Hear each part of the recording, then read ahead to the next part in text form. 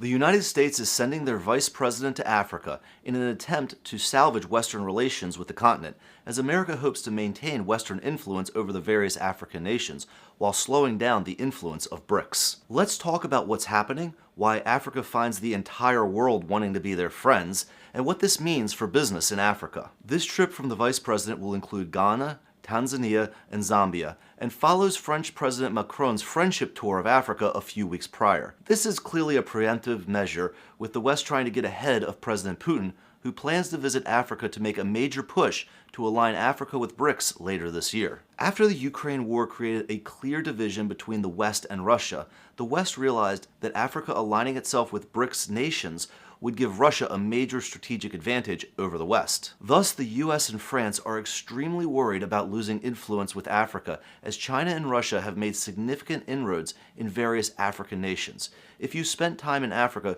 you have likely seen the massive infrastructure projects. The US is hoping to use a charm offensive to convince the African countries to expand their relations with the Western world and reject future infrastructure and business deals from Russia and China. Each side is coming to the African nations with proposals. At this point, we can only speculate, as many of the negotiations are ongoing and all sides are tight-lipped. Nevertheless, let's talk about what offers are likely going to be on the table from the West and from BRICS, and which side is more favorable to business in Africa. The BRICS nations, specifically Russia and China, are likely offering the various African leaders more energy infrastructure, transportation infrastructure, free grain, and help in developing African manufacturing, among other things. In exchange, the BRICS nations are likely looking to continue to establish a business foothold in Africa, receive a revenue stream from the various infrastructure projects through tolls and surcharges, allow BRICS access to the raw resources of the African continent, and of course, the ultimate goal of BRICS may be to cut off Western influence from Africa.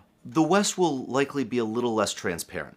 The West will offer foreign aid with strings attached, developmental loans from the World Bank, more American visa lotteries for the African citizens, and implied military protection for the leaders who play nice with Europe and America. In exchange, the US will expect Africa to conform more with Western social norms, allow Western companies access to the African economies, and of course, limit future African involvement with the BRICS nations.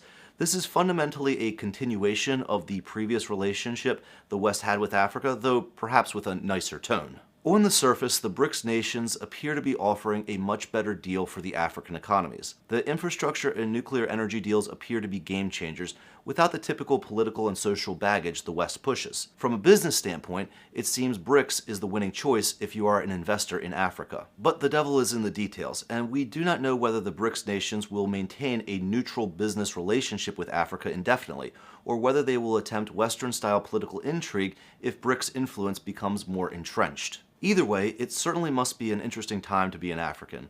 After centuries of being treated like second-class countries, they now find major powers of the world attempting to win their favor, putting the Africans in a much stronger negotiating position than they enjoyed in the past. I believe this competition for African friendship could lead to better trade deals and more respect for African autonomy. But what do you guys think? Have the trips from the leaders in America and France improved your opinion of Western involvement in Africa, or should the African nations align more with BRICS? Or do you feel Africa should limit foreign involvement in their economies and develop independently of both the West and BRICS?